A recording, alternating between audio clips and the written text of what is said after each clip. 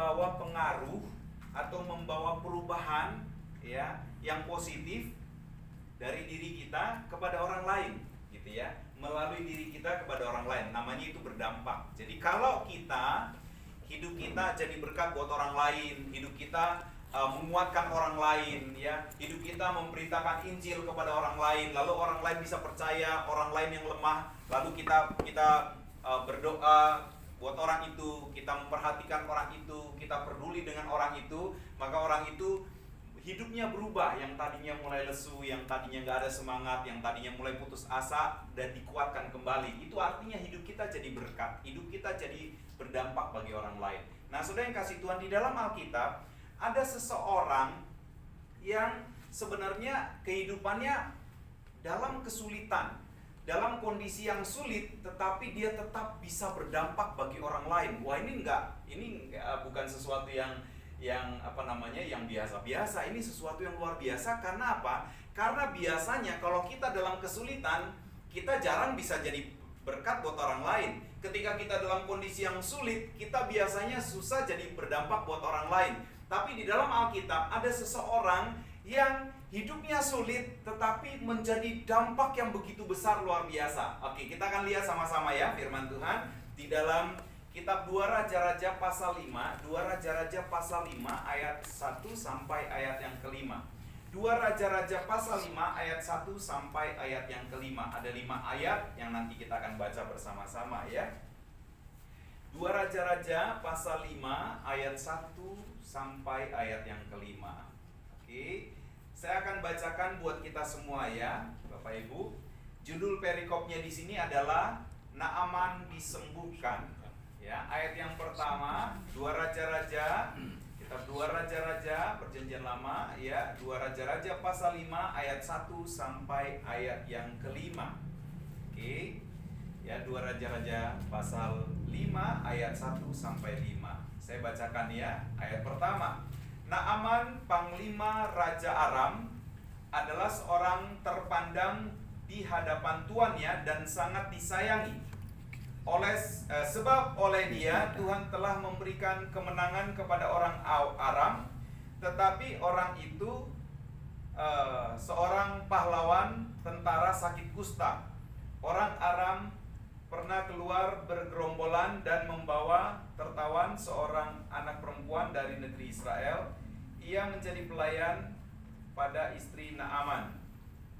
Lalu berkatalah gadis itu kepada nyonyanya, sekiranya tuanku menghadap nabi yang di Samaria itu, maka tentulah nabi itu yang akan menyembuhkan dia dari penyakitnya. Lalu pergilah Naaman memberitahukan kepada tuannya, katanya, begini-beginilah dikatakan oleh gadis yang dari negeri Israel itu. Maka jawab Raja Aram, baik, pergilah dan aku akan mengirim surat kepada Raja Israel. Lalu pergilah Naaman dan membawa sebagai persembahan 10 talenta perak dan 6.000 sikal emas dan 10 potong pakaian.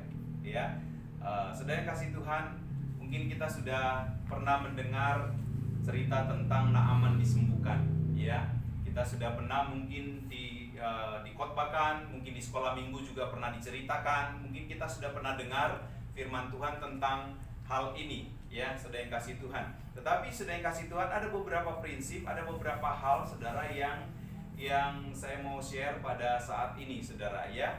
Saudara, Naaman itu dikatakan dia ini adalah seorang panglima ya, di ayat ini dikatakan dia panglima Raja Aram ya.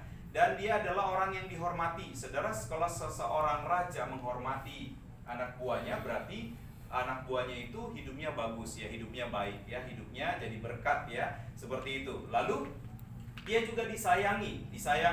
Bahkan di sini tadi dikatakan bahwa sebab oleh dia Tuhan memberikan kemenangan kepada orang Aram. Jadi saudara yang kasih Tuhan, Naaman ini saudara, ini sebenarnya saudara adalah bukan orang Israel. Jadi kalau orang Israel itu di dalam perjanjian lama itu menyembah kepada Allah Yahweh ya, kepada Allah Israel. Nah, orang Aram ini ya tidak menyembah Allahnya orang Israel. Tetapi di sini uniknya dikatakan bahwa Tuhan menggunakan huruf besar di situ, artinya itu Yahweh. Tuhannya orang Israel itu memberikan kemenangan kepada Naaman. Kenapa saudara? Artinya begini saudara, bahwa orang ya, kadang-kadang orang di luar Tuhan pun Tuhan bisa pakai untuk menyatakan sesuatu yang baik. Ya, ada banyak orang-orang yang ditolong, anak Tuhan ditolong oleh orang di luar Tuhan. Ya, yang dipakai dia untuk memberkati anak Tuhan. Nah, sebenarnya kasih Tuhan, Naaman ini seorang yang baik ya, seorang yang baik, makanya dia disayang, dihormati sama rajanya, ya. Lalu disayang, lalu dia juga, saudara, kalau dia seorang panglima berarti dia punya posisi yang sangat bagus ya. Tapi masalahnya adalah dia sakit kusta. Dia sakit kusta, dan sakit kusta itu kalau di dalam perjanjian lama itu sakit kusta itu seperti orang yang kena kutuk, dikucilkan ya. Itu betul-betul, kalau tadi sempat kita waktu sebelum mulai kita ngomong tentang panu ya. Kalau panu itu campur. Tapi kalau kusta itu lebih berat daripada panu, saudara ya. Itu berat sekali ya, orang sakit kusta itu sangat sulit sekali. Nah, sebenarnya kasih Tuhan Naaman orang yang sakit kusta. Nah, akhirnya saudara, Naaman itu kesulitan sekali karena dia harus beraktivitas sementara dia sakit kusta, dan akhirnya dia harus tidak bisa bersosialisasi karena apa? Sakit kusta itu kan menular. Ya, dia menular. Jadi saudara kasih Tuhan, akhirnya Naaman sangat kesulitan. Nah, saudara, di tengah-tengah situasi yang sulit ini ternyata saudara, dia Naaman ini punya budak atau pelayan untuk istrinya, ya. Ada pembantunya gitu ya, intinya gitu ya. Pembantunya ini siapa? Pembantunya seorang gadis kecil, saudara. Tadi dikatakan di sini bahwa waktu Naaman itu memimpin peperangan dengan berbagai daerah termasuk orang Israel, akhirnya Israel dikalahkan. Ya, karena Israel tidak taat sama Tuhan, maka kadang-kadang bangsa lain itu mengalahkan bangsa Israel, begitu ya. Nah, salah satunya adalah waktu ini adalah kerajaan Aram. Nah, pada waktu Israel dikalahkan itu akhirnya Naaman membawa seorang gadis kecil, karena kan semua pada kocar-kacir, pada ketakutan. Nah, waktu dia lihat ada gadis kecil ini diperkirakan umurnya sekitar antara 10 sampai 12 tahun. Ya, diperkirakan sekitar itu. Ya, kalaupun agak lebih sedikit 13 maksimal 14 tahun, karena kata anak gadis di sini menggunakan dalam bahasa Ibrani-nya itu adalah gadis. Kalau anak kecil misalnya kita misalnya balita, lalu anak kecil, anak-anak gitu. Anak-anak kan paling umurnya ya 12 tahun ke bawah, 13 gitu. Nanti udah 14-15 tahun ke atas sudah remaja gitu ya. Nah, ini anak-anak, masih anak-anak gitu ya, yang mau masuk ke remaja. Jadi sekitar kurang lebih kalau menurut saya sekitar 10 sampai 12 atau 13 tahun. Jadi masih anak-anak, saudara. Nah, akhirnya Naaman membawa dia. Ya, dibawa ya untuk ke negeri Aram, dan akhirnya dijadikan jadi pelayan dari istrinya. Nah, saudara yang kasih Tuhan, singkat cerita, akhirnya Naaman ketika dia sakit, saudara, si gadis kecil ini dia memberitahu informasi yang sangat luar biasa. Padahal gadis kecil ini mengalami kesulitan. Kesulitan gadis kecil ini apa, saudara? Yang pertama, dia masih kecil, masih sangat muda, masih kecil, ya. Lalu yang kedua, masih kecil tapi udah suruh jadi pelayan, jadi pembantu, jadi budak. Kalau zaman dulu jadi budak, wah budak itu wah parah sekali. Budak itu nggak punya hak ya. Budak nggak punya hak, mau dibunuh, mau diapain, dia nggak punya hak. Nggak ada yang bisa bela, karena itu seperti barang seseorang, atau seperti ya, hewan peliharaan aja kalau dianiaya. Sekarang udah ada ini ya, misalnya kita menganiaya anjing kayak gitu ya, lalu diketahui itu bisa kena pasalnya tuh, ada tuh hukumnya. Tapi kalau kita misalnya kita punya peliharaan apa ya, yang hewan-hewan biasa lalu mati ya kayak gitu, jadi nggak ada harganya. Nah, sudah kasih Tuhan. Nah, dia masih sangat muda. Lalu yang kedua juga dia terpisah dengan keluarganya. Dia terpisah sama keluarganya, lalu dia diasingkan di negeri orang, lalu dia menjadi budak. Nah, sudah kasih Tuhan, gadis kecil ini bisa memberi dampak yang besar kepada hidup Naaman. Kenapa, saudara? Karena ada beberapa hal di dalam diri gadis kecil ini, saudara. Ya, yang pertama, saudara, gadis kecil ini bisa berdampak kepada Naaman itu kenapa? Karena dia memiliki hati yang mengampuni. Dia belajar untuk mengampuni. Saudara, seharusnya dia waktu dia diambil jadi tawanan, itu harusnya dia bisa marah, dia bisa sakit hati. Waduh, dia dipisahkan dari keluarganya nih gara-gara orang Aram nih. Saya terpisah sama keluarga saya dijadiin budak juga gitu. Padahal dia harusnya masih usia-usia yang umur 10-12 tahun usia yang main, tapi dia akhirnya harus bekerja, kesulitan dia alami.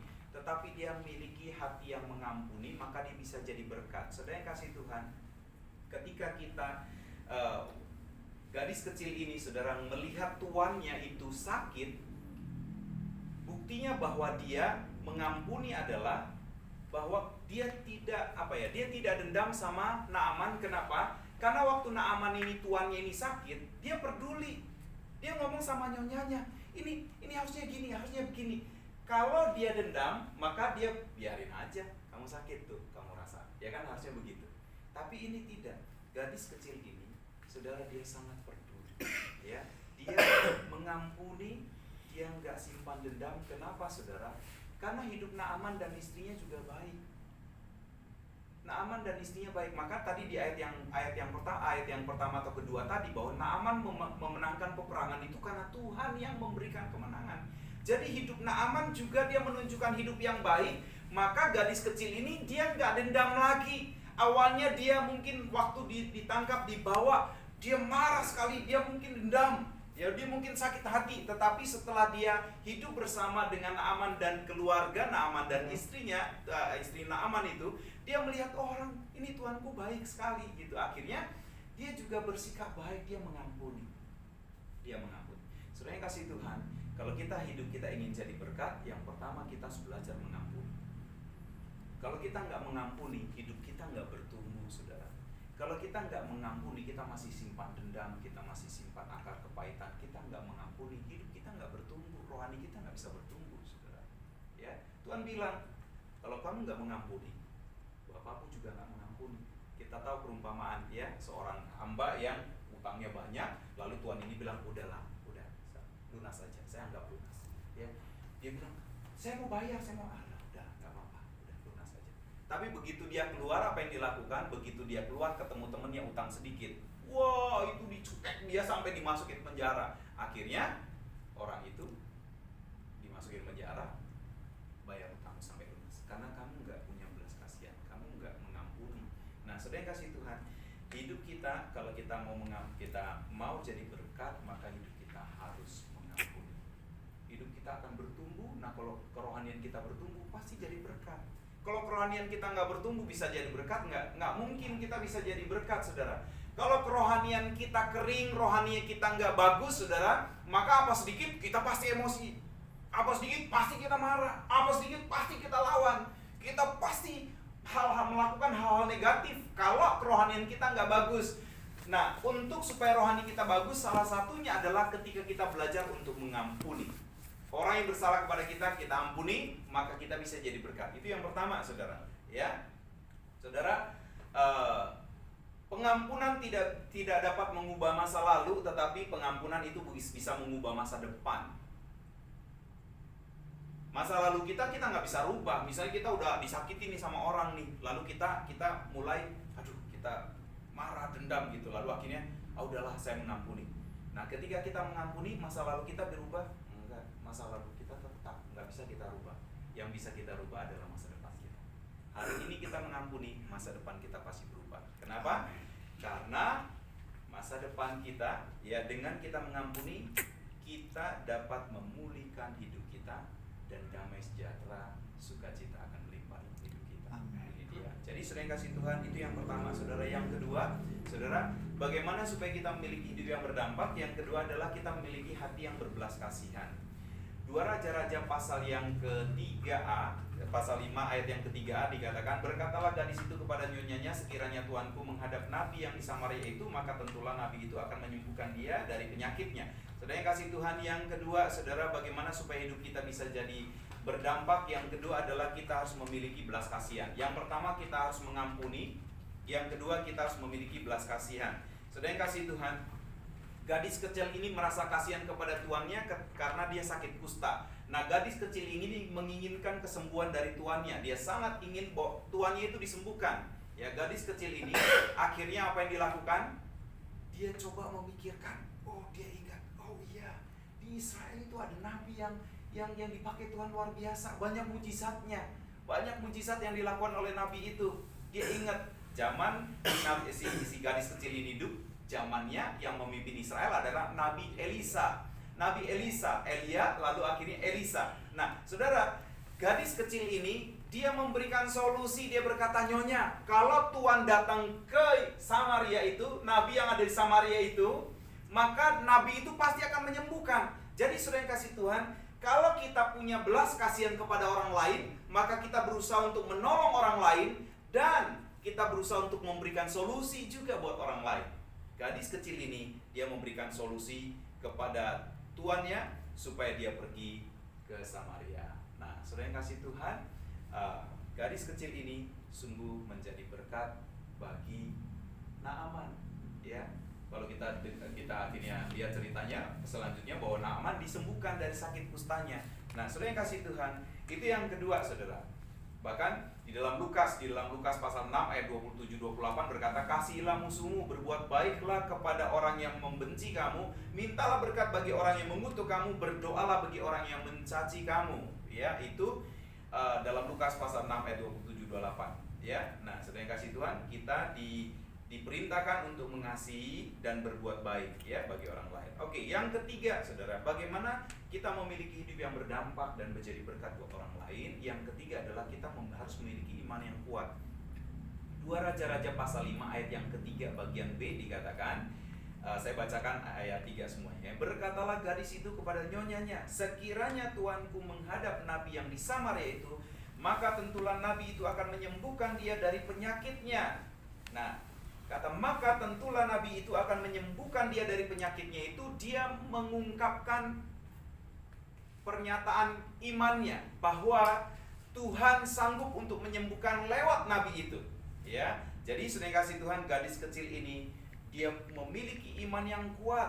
Ya, Allah menyatakan kuasanya melalui Nabi Elisa. Ya, Elisa itu, saudara, kalau kita lihat ceritanya ya di dalam kitab Raja-Raja, 2 Raja-Raja itu, Elisa itu, saudara, banyak sekali mujizat yang dilakukan. Ya, kenapa? Karena dia mengikut Elia. Dia jadi hambanya Elia, dia ikut kemana-mana. Dan akhirnya waktu Elia sudah mau diangkat sama Tuhan, Elisa ngikutin terus. Lalu Elia bilang, "Kenapa kamu ngikutin saya terus? Udahlah, sana pergilah." Gitu, "Tuhan udah memanggil saya." "Enggak, pokoknya saya mau ikut terus. Terus akhirnya karena ngikutin terus, akhirnya Elia bilang, "Kamu mau apa sih dari saya? Kamu mau apa?" Gitu. "Kamu udah cukup ngikutin saya, kamu udah sana pergi." Gitu. Tapi Elisa bilang, "Aku minta 2 bagian roh." Gitu. Lalu Elia bilang, "Yang kamu minta itu sulit, tapi kalau kamu bisa lihat nanti aku terangkat, kamu akan dapat itu." Akhirnya Elisa ngikutin terus. Nah, satu kali ketika laut sudah sungai Yordan dibelah, lalu Elisa dan Elia menyeberang. Nah, di seberang itu akhirnya kereta berapi itu menjemput Elia naik ke kereta itu, dan dia akhirnya dibawa terbang. Jubahnya Elia yang di dalam itu jatuh, mungkin sengaja jatuh. Akhirnya Elisa ambil, dan dengan jubah itu dia pukul sungai Yordan terbelah, dan banyak mujizat yang dilakukan oleh Elisa. Ya, Elisa membelah sungai Yordan, lalu dia membangkitkan orang mati. Ya, seorang janda juga yang datang, gitu ya. Akhirnya minyaknya itu nggak habis-habis, suruh pinjam tempayan sama tetanggamu, tuang minyaknya nggak habis-habis. Begitu tempayan udah penuh, akhirnya minyaknya baru berhenti itu di situ. Nah, jadi gadis ini sudah dengar, wah, Elisa ini melakukan banyak mujizat nih. Kalau Naaman datang ke situ pasti disembuhkan, gitu ya. Nah, akhirnya saudara, Naaman datang ke sana, dan akhirnya Naaman disembuhkan. Saudara yang kasih Tuhan, yang keempat, bagaimana memiliki hidup yang berdampak? Yang keempat adalah memiliki integritas yang baik. Integritas yang baik itu adalah bisa dipercaya, saudara. Bisa dipercaya. Perkataan dan perbuatan itu sama, ya. Jadi, saudara, integritas itu adalah apa yang dilakukan itu benar, baik dilihat orang ataupun enggak dilihat. Pokoknya dilihat orang, ya dia baik. Enggak dilihat orang, ya juga baik, melakukan yang benar. Lalu juga apa yang dikatakan dengan apa yang diperbuat, ya sama-sama baik, gitu, sama-sama baik. Kadang-kadang kan kita berpikir begini, saudara, wah, orang itu mah sebenarnya hatinya baik, perkataannya aja yang kasar, perkataannya aja nggak bagus gitu, ya. Integritas nggak begitu, ya.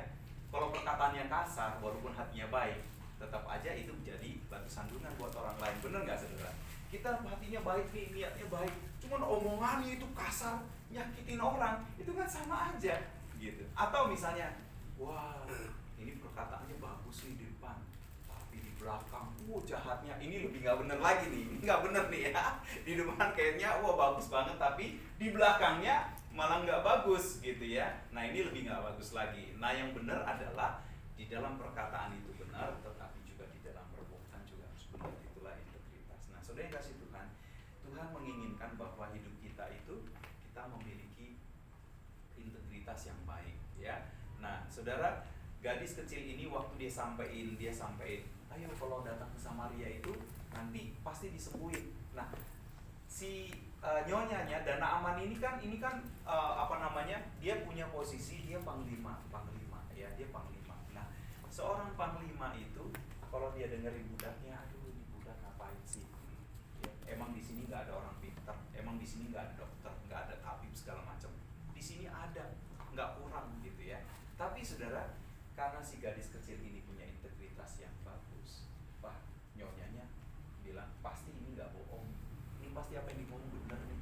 Terus dia ngomong sama suaminya, Naaman juga dengerin, oh iya dia nggak pernah bohong, ini gadis ini jujur, gadis ini baik gitu ya. Nah akhirnya disampaikanlah, Naaman sampaikan ke raja disampaikan ini kata gadis kecil itu, si budak itu yang dari Israel itu harus ke sana karena ada nabi di sana yang bisa menyembuhkan. Lalu raja akhirnya, bener kamu yakin apa yang diomong gadis kecil itu? Jangan sampai kamu udah jauh-jauh ke sono, akhirnya nggak ada hasil.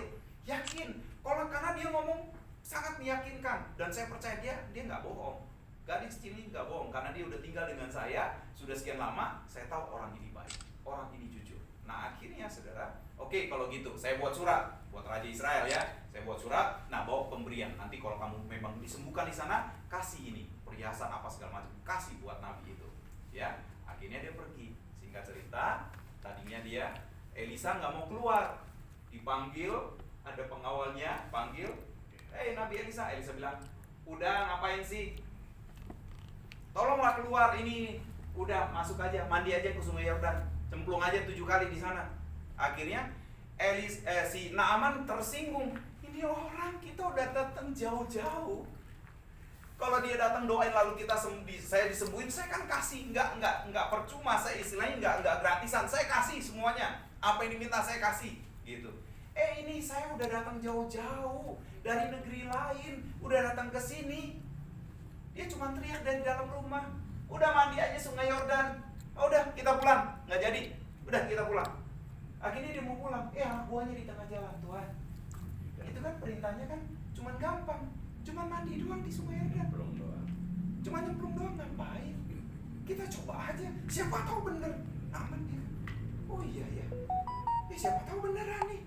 Ya udahlah, oke lah. Kalaupun nggak sembuh, ya udah, habis mandi, udah langsung kita pulang, gitu ya. Langsung kita pulang, udah masa bodoh lah. Pokoknya nyemplung aja, siapa tahu bener, gitu kan? Akhirnya betul, begitu dia nyemplung, dia mandi.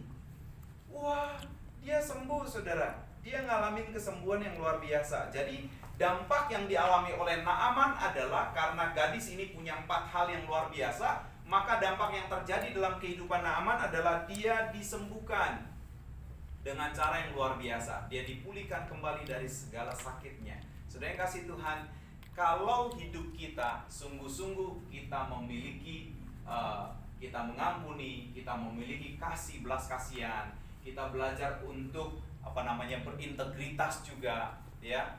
Kita punya iman yang teguh sama Tuhan, maka saya percaya hidup kita dimanapun kita ditempatkan, dimanapun kita berada, hidup kita pasti berdampak kepada orang lain.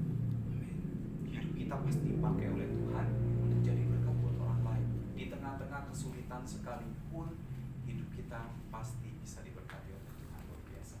Amin, saudara ya. Amin. Saudara, nggak tahu apakah saya pernah cerita kesaksian di Komsel di sini waktu masih di tempat yang lama itu. Saudara, kami mengawali pelayanan kami di dalam kesulitan yang cukup besar, saudara. Tapi kami nggak mau, ini yang kami alami ya, saya dengan istri. Kami nggak mau minta cerita dengan orang, ya, bahkan dengan keluarga sendiri, ya. Karena apa? Karena kalau saya bilang ke, ya, ini kelas mau difoto supaya lebih oke, gitu ya. Karena kalau saya langsung gini-gini, biasanya fotonya jadinya nggak ada yang bener, ada yang lagi monyong, ada yang lagi merem, gitu ya. Jadi kalau lagi foto, saya lebih baik diem dulu. Oke, berarti selesai itu lanjutin lagi. Sorting dulu. Iya, sorting dulu.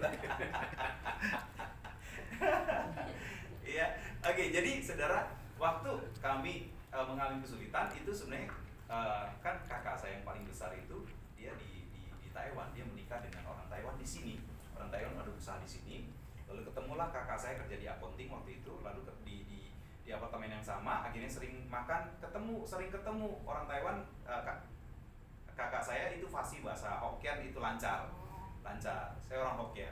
Nah, bahasa Hokkien lancar. Nah, orang Taiwan itu bahasa Hokkien juga. Akhirnya ngobrol tuh nyambung mereka. Akhirnya mereka pacaran, akhirnya menikah di sini. Terus usaha suaminya kayaknya dibilang, aduh di Indonesia agak sulit nih, udahlah saya serahkan ke teman saya yang join dengan orang sini. Saya serahin ke dia aja, udah kamu ikut saya aja ke Taiwan, kita mulai usaha di sana. Kita buka furniture, dia buka furniture di sini, tapi dia udahlah kita di Taiwan aja, kita buka furniture. Akhirnya dibuka di sana. Nah, kakak saya, cici saya itu akhirnya dia waktu-waktu yang longgarnya itu dia kerjasama sama PJTKI, dia agent PJTKI dulu di sana, tapi sekarang sudah enggak, gitu ya. Jadi dia menyalurkan, dia kerjasama sama orang Taiwan, jika ada orang yang butuh kerjaan segala macam itu agentnya di situ. Nah, kakak saya sebagai yang orang Indonesianya, gitu. Nah, kalau saya kasih tahu ketika kami kesulitan, saya percaya dia pasti bantu, gitu. Tapi saya tidak pernah ngomong, ya. Bahkan sampai kami waktu itu istri saya lagi hamil, gitu ya, hamil besar. Nah, teman istri saya kan guru, waktu itu sempat jadi guru agama. Temannya guru agama juga, tapi yang SMP itu lagi hamil besar juga, dan dia harus melahirkan. Istri saya lagi hamil sekitar 7-8 bulan. Ya udah dekat juga, tinggal sebulan, dia duluan. Akhirnya karena dia mau melahirkan ada masalah, dia disesar. Biayanya kan berlipat daripada lahir normal, gitu. Akhirnya dia kesulitan biaya. Aduh, ini gimana nih? Nggak ada budget untuk sesar. Tapi karena udah sangat kesulitan harus disesar, mau nggak mau harus disesar. Nah, gini disesar, tapi dia cuma, aduh, ini biaya gimana ya nanti keluarnya ya? Dananya nggak ada untuk sesar. Akhirnya istri saya ngomong, ini teman saya ini gimana nih? Yaudah kita doa dulu lah. Akhirnya kita doa. Ada dana persiapan kita untuk lahirin. Walaupun itu lahirnya juga sesar juga nggak cukup. Hanya untuk lahirin normal. Tuhan bilang dia udah kasih.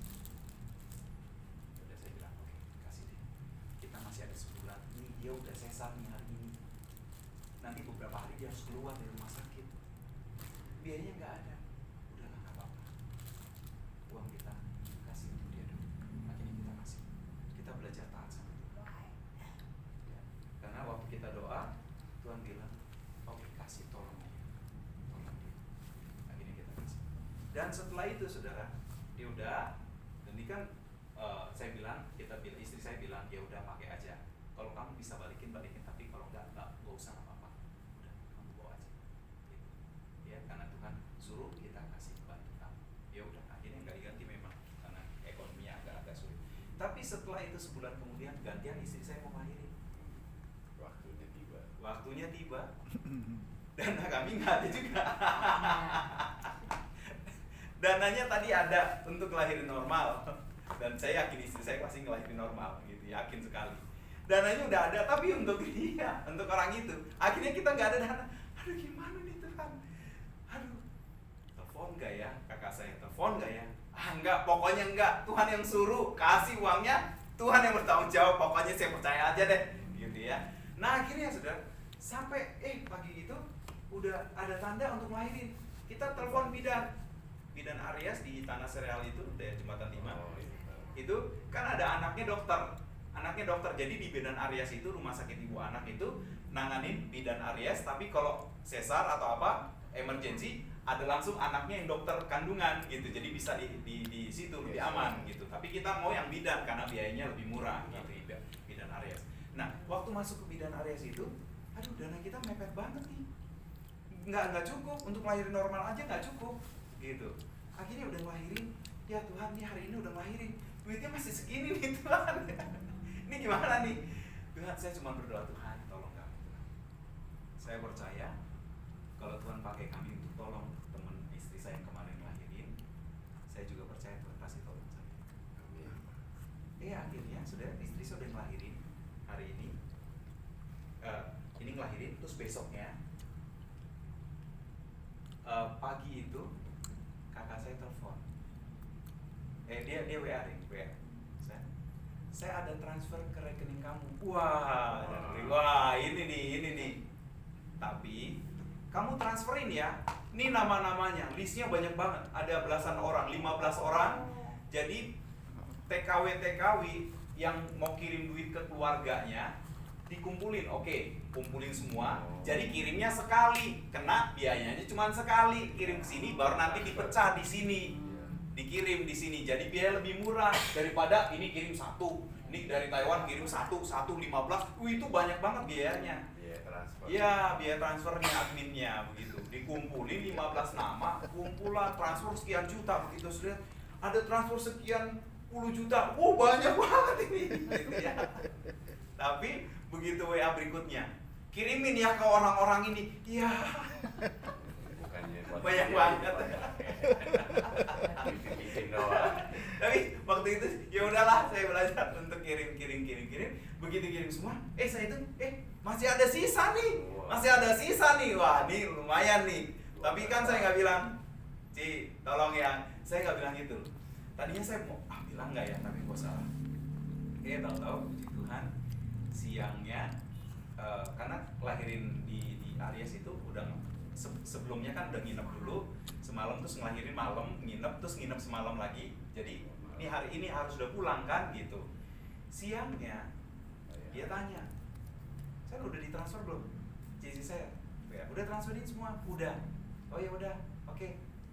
Terus kamu, saya dengar istrimu ngelahirin ya hari ini. Waduh, dapat berita. Kemarin udah kemarin itu. Oh gitu. Terus gimana?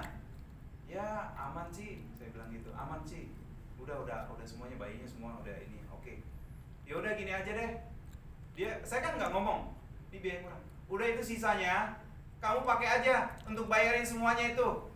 Wah, saya bilang aduh puji Tuhan, akhirnya lega juga. Akhirnya lega saya. Padahal ini tinggal itu jam 11, tinggal nanti jam 12, jam 1, jam 2 kan sudah keluar nih. Ini tinggal beberapa jam lagi, akhirnya bisa lunas. Akan masih ada sisanya. Saya bilang puji Tuhan. Anaknya bagus. Iya, itu berkatnya luar biasa. Dan anak ini anak ini luar biasa. Iya, dia ya sekolahnya juga bagus gitu ya. Nah, jadi sebenarnya maksud saya adalah bahwa kalau hati kita punya belas kasihan, kita punya iman yang kuat sama Tuhan, kita juga belajar jadi orang yang berintegritas sungguh-sungguh, Tuhan pasti pakai kita dimanapun kita, dalam situasi apapun. Tuhan pasti pakai hidup kita. Amin. Pasti dipakai. Karena nggak mungkin orang yang berkualitas nggak mungkin nggak dipakai Tuhan. Benar nggak, saudara? Nggak mungkin nggak dipakai. Orang yang berkualitas ketika dia melangkah kemanapun, Tuhan matanya tertuju ke orang itu, dan pasti orang itu dipakai Tuhan dimanapun dia berada. Dalam situasi apapun, dia pasti dipakai oleh Tuhan, dan dia juga diberkati oleh Tuhan. Amin. Jadi saudara, gadis kecil ini walaupun dia jauh di negeri di pengasingan, di mana dia statusnya juga sebagai budak, tapi karena dia pribadi gadis kecil yang berkualitas ini, dimanapun dia berada, Tuhan pakai dia. Tuhan menyertai, Tuhan mengurapi, dan melalui dia akhirnya Naaman disembuhkan luar biasa. Jadi saudara yang kasih Tuhan, dalam situasi apapun, dalam kondisi apapun, asal kita punya iman yang kuat sama Tuhan, kita sungguh-sungguh percaya sama Tuhan, dalam kelemahan sekalipun, Tuhan akan pakai dengan dahsyat luar biasa. Seperti Tuhan bilang kepada Rasul Paulus, justru dalam kelemahanmu lah kuasaku menjadi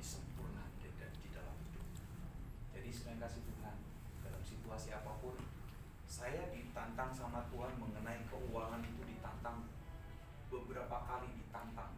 Ini yang tadi saya ceritakan tentang melahirkan seperti itu. Lalu ada lagi yang tentang teman yang sakit segala macam.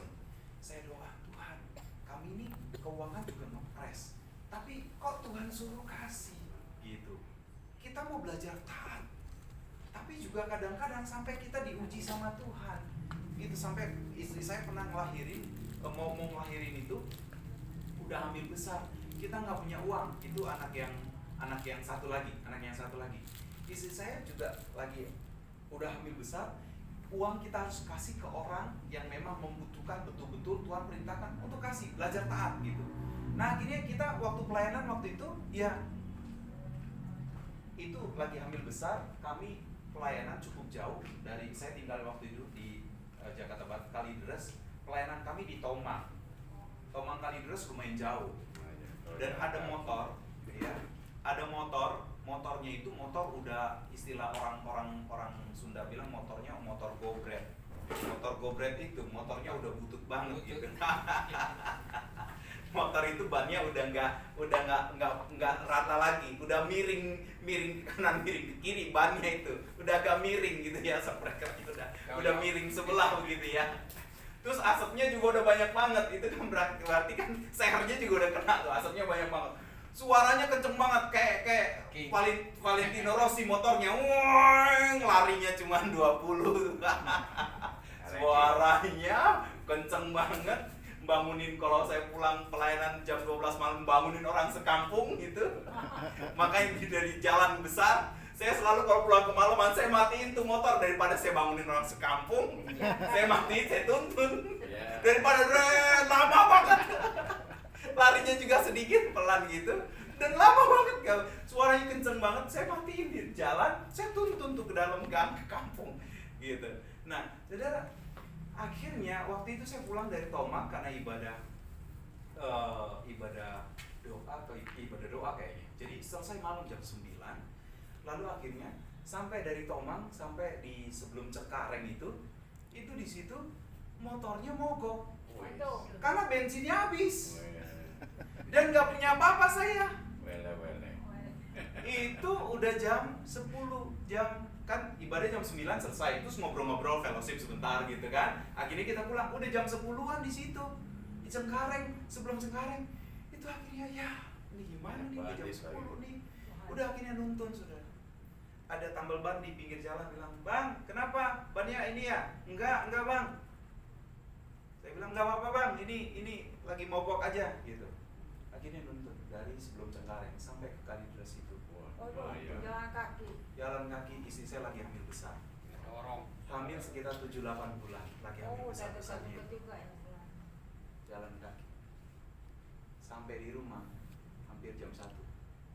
Karena orang hamil kan, kalau saya sendiri mah dari Cengkareng sampai Kalideres mah sejam nyampe, saya kebut jalan cepet bisa. Tapi ini istri lagi hamil bedanya gitu, kan jalannya pelan, nggak mungkin jalannya begitu, nggak mungkin. Emang apaan ya? Sama main jalannya. gitu. Istrinya kan jalan hamil besar gitu, kan pelan banget jalannya gitu. Akhirnya saya nuntun sampai di depan rumah. Udah kita masuk ke dalam rumah, saya bilang, istri saya namanya Kes ya. Saya bilang, Kes, jangan marah sama Tuhan. Dia nggak ngomong apa-apa, dia cuma nangis. Dia cuma nangis. Dia nangis, waduh, saya malah jadi nggak tahan. Dia cuma nangis. Bajunya basah. Iya, keringetan semua, kami udah basah semua, udah jalan dari jam 10 sampai hampir jam 1, hampir 3 jam kita jalan. Jauh loh. Akhirnya terus dia udah nangisnya udah agak lebih tenang, baru dia ngomong, "Iya, aku nggak akan marah sama Tuhan, karena Tuhan sudah mati buat kita. Kita cuma jalan begini, nggak apa-apa. Cuma memang ya kenapa Tuhan izinin kayak gini, ya sudahlah, nggak apa-apa. Ini harus kita lewati." Saya bilang, Gimana bangsa Israel 40 tahun? iya, jalan-jalan muter-muter di padang gurun gitu kan. Jadi akhirnya puji Tuhan, akhirnya ya udah lewati masa-masa sulit. Tapi setelah kita lewati masa sulit, ada banyak mujizat Tuhan yang luar biasa dahsyat Amin. buat kami keluarga. Ya. Saudara, anak saya yang besar itu saya cerita kesaksian. Karena kita berusaha untuk Tuhan, kami nggak sempurna, kami juga kadang lemah, kami juga kadang ada keluh. Aduh Tuhan, kenapa susah banget? Kenapa kok sulit banget? Kami udah berusaha baik, tapi kok ada aja yang nyalain, ada yang begini, ada begini. Kenapa kok sulit banget Tuhan? Tapi kita mau berkata sama Tuhan, Tuhan, aku mau tetap mengampuni orang itu, aku mau tetap belajar untuk memiliki belas kasihan, dan kami juga mau tetap punya iman yang teguh sama Tuhan dan tetap berintegritas. Kami mau tetap lakukan itu. Sehingga akhirnya saudara, ketika masa-masa sulit kami lewati, kami lalui, saudara, ada banyak mujizat yang terjadi. Bahkan anak saya yang besar, dia sudah kerja, ini masuk tahun keempat. Dan waktu dia kerja, sekitar hampir 2 tahun yang lalu itu, di dalam pekerjaannya itu, dia dipromosiin, dipanggil sama manajernya. Dia kerjakan di JNT Cargo, itu kan perusahaan orang China, ya, pemiliknya sama Oppo, tapi kayaknya sekarang udah masing-masing seperti itu, ya. Jadi dia kerja sudah setahun lebih, hampir 2 tahun dia kerja, terus tiba-tiba dipanggil sama manajernya, dipanggil, kamu nanti dinaikin, pindah ke divisi yang lain, tapi kamu naik jabatan di posisi ini ya. Saya bilang, oh ya, oke. Dan kalau naik jabatan, otomatis tunjangannya juga dinaikin, gajinya naik gitu. Akhirnya ya sudah, oke. Tapi begitu masuk seminggu, dia bilang ke kami, Mi, aku resign aja ya. Loh, kenapa? Kau baru naik jabatan, baru seminggu kamu mau resign. Naik gaji juga agak dinaikin gitu, sedikit gitu naikin. Nah, terus kenapa? Dia bilang, Vi, ini ada 4 kasus besar nih. Kenapa orang itu, yang posisi itu orangnya pergi keluar, resign? Karena ada masalah besar, 4 masalah besar. Dan waktu saya di situ, saya baru di situ langsung harus nyelesain 4 masalah ini, ngadepin 4 masalah besar ini. Aku pusing, stres nih 1 minggu ini, stres sehari aja begitu masuk ke bagian itu. Aku udah stres banget, ini seminggu, udahlah aku resign aja, minggu depan aku udah gak masuk lagi. Terus saya bilang, entar dulu, kamu doain dulu.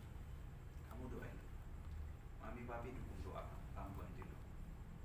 Yaudah Pi, tolong doain aku. Kalau nggak aku resign, aku nggak kuat. Terus akhirnya didoain. Setelah doa, terus saya bilang gini, Joen, anak saya kan Joen, saya bilang, Joen, ini masalah yang satu ini, Tuhan kasih hikmat buat saya. Ini masalah ini, di perusahaanmu kan ada bagian legalnya, ini kan masalah hukum. Kan kamu bukan masalah legal, bukan masalah hukum. Nah, kamu coba ngomong sama yang masalah hukum ini. HRD. Iya, kamu ngomong ke dia, itu bukan urusan kamu. Memang kamu ada di bagian itu yang nyangkut dengan vendor, dengan ini. Tapi kan ini masalah hukum. Kamu bukan ahli hukum di situ. Perusahaan ini punya bagian hukum, serahin ke dia. Oh iya ya Pi, kenapa aku nggak kepikiran? Saya ngadepin vendor, ngadepin ini, saya pusing, dimarah-marahin, dimaki-maki orang. Saya pusing, makanya stres. Kenapa saya nggak kepikiran? Oke, besok mulai serahin. Terus setelah itu, masalah yang satu lagi, saya langsung dapat hikmat. Oh ini masalah kayak gini. Coba kamu pernah kepikiran nggak gini. Oh iya ya, aku kok nggak kepikiran ya Pi. Oke, besok 2 hal ini aku lakukan. Aku coba lakukan. Akhirnya besoknya masuk, diserahin ke ini, tapi akhirnya agak debat dulu. Itu kan bagianmu. Tapi kan gini. Oke, akhirnya diambil tuh 1 masalah. Lega 1. Yang satu lagi ngadepin yang bagian lain. Akhirnya gini, nego lagi, ngobrol lagi, akhirnya mau dibantu diselesaikan juga. 2, tinggal 2 lagi. Akhirnya udah longgar. Begitu dia pulang kerja, puji Tuhan udah longgar 2. Tinggal 2 nih. Tinggal 2. Jadi gimana? Oke, ini udah ada tanda di dari Tuhan. Kamu jangan resign ya, jangan keluar. Oke, aku nggak akan keluar, aku bertahan. Akhirnya besoknya Tuhan kasih hikmat lagi buat ke saya untuk ini masalah yang satu kayak gini. Coba kamu suruh Joen sih untuk gini. Akhirnya saya bilang, Joen, kamu coba gini deh. Ini nggak tahu nih bisa selesai atau nggak. Coba kamu lakukan ini, yang ini kamu hadepin. Kamu cara ngomongnya dengan orang ini begini. Kamu coba baik-baik. Kalau dia marah-marah, udah biarin aja. Kamu coba sabar. Iya, maaf, iya, gitu aja. Pokoknya udah kamu merendah aja deh, gitu. Ya akhirnya betul, besoknya dilakukan. Akhirnya di marah-marah, maki-maki. Iya, maaf, iya. Akhirnya dan nadanya tinggi, lama-lama pelan-pelan. Akhirnya bisa diajak ngobrol. Dan akhirnya tuh longgar satu tuh. Yang satu lagi juga akhirnya minggu depannya itu selesai juga. Dan setelah itu anak saya dipanggil lagi sama manajernya. Dibilang, kamu dipindahin divisi. Ini udah selesai masalah, dipindahin dia. Dia pikir, ini lagi susah kemarin, saya di sini itu baru sebulan. Saya dipindahin. Ya udahlah, saya bilang udahlah. Kamu terima aja. Begitu dipindahin divisi yang baru, kerjaannya jauh lebih ringan, manajernya ganti manajer yang baru, bukan manajer yang itu lagi, manajer yang baru. Manajernya itu sayang sama dia, baik banget, diajak ngobrol, diajak konsultasi, itu baik banget, itu ngajarin, ngayomin. Manajer yang baru dan kerjaannya juga memang dia suka dengan pekerjaan itu. Dan yang luar biasa, gajinya dinaikin lagi. Baru naik seminggu, gajinya dinaikin kan, pindah. Terus baru seminggu dia di WA lagi sama bagian finance, bagian HDR, keuangan. Dibilang, Joel, kamu naik gajinya lagi ya? Loh, kan kemarin baru naik. Iya, naik lagi. Anak saya sampai bengong dia. Ini beneran nih. Jadi, saudara, sampai anak saya pikir, tadinya dia udah betul-betul mau resign. Dia cuma berpikir, aduh, naik gaji kecil banget, tanggung jawab kayak gini, udahlah. Tadinya begitu, tapi begitu dia pikir, kalaupun nanti ganti ini, naikin sedikit lagi, oke lah. Ternyata yang dia pikirin cuma naik segini. Tuhan kasih 2 kali lipat dari apa yang dia pikirin. Sampai dia bengong, sampai dia bilang, Wi, kok bisa begini ya? Itu Tuhan. Karena kamu dari Tuhan. Jadi saudara, saya bilang ke anak saya, kamu harus terus dekat terus sama Tuhan. Setiap pagi dia saat teduh, dia terus dekat sama Tuhan. Dia melayani. Pokoknya dia mau kasih yang terbaik. Dia kan pemain keyboard. Pokoknya dia belajar terus. Dia belajar. Ada waktu longgar, dia belajar. Dia di YouTube ada banyak tim praise and worship kan bagus-bagus tuh di YouTube. Dari Iji worship lah, dari gereja apa. Wah, ini musiknya bagus nih, keyboardnya gini. Gimana ya? Dia belajar typing. Oh, dapat nih. Oh, variasi gini nih, dapat nih. Dia terus belajar untuk Tuhan. Karena Tuhan kasih yang terbaik. Dia pun akan kasih yang terbaik buat Tuhan. Itu yang dilakukan. Jadi Bapak Ibu Saudara, saya mau akhiri bahwa Naaman bukan hanya dia mengalami kesembuhan, tapi juga dia diselamatkan dan keluarganya. Ya, karena di 2 Raja-Raja pasal 5 ayat 15-17 dikatakan, Naaman berkata, tidak ada Allah lain yang akan aku sembah, yang akan aku kasih korban persembahan, itu hanya kepada Tuhan orang Israel. Jadi sudah dikasih Tuhan, ini dampak yang luar biasa. Jadi mari saudara yang dikasih Tuhan, kita mendengar firman Tuhan hari ini, biarlah kita menjadi pribadi yang sungguh sungguh dekat dengan Tuhan. Kita harus punya iman yang kuat. Gadis kecil ini dia sangat tidak beruntung hidupnya, tapi di tengah-tengah situasi yang sulit dia tetap belajar mengampuni, dia belajar berbelas kasihan, dia punya iman yang kuat, dan dia tetap berintegritas. Harus bisa dipercaya sama Tuhan, harus bisa dipercaya omongan dengan perbuatan harus sama, dan Tuhan pasti pakai kita menjadi berkat bagi orang lain. Mari kita berdoa. Terima kasih Tuhan untuk kebenaran firman Tuhan yang sudah kami dengar hari ini. Mungkin kami sudah mengetahui cerita tentang gadis kecil yang menjadi berkat buat Naaman, tetapi ada bagian-bagian tertentu di mana Tuhan sampaikan pesan Tuhan bagi kami secara khusus pada saat ini. Biarlah Tuhan, kami mau belajar menjadi pribadi yang terus semakin dekat dengan Tuhan dan meningkatkan kualitas iman, kualitas rohani kami. Kami percaya orang-orang yang berkualitas di hadapan Tuhan, dimanapun dia, tetap akan menunjukkan kualitasnya. Dan orang-orang yang berkualitas, iman yang kuat dengan Tuhan, perbuatan yang sungguh-sungguh mentaati firman Tuhan, dimanapun orang itu berada, dalam situasi dan kondisi apapun orang itu, maka mata Tuhan tertuju kepada orang itu, dan Tuhan akan memakai orang itu, memberkati orang itu.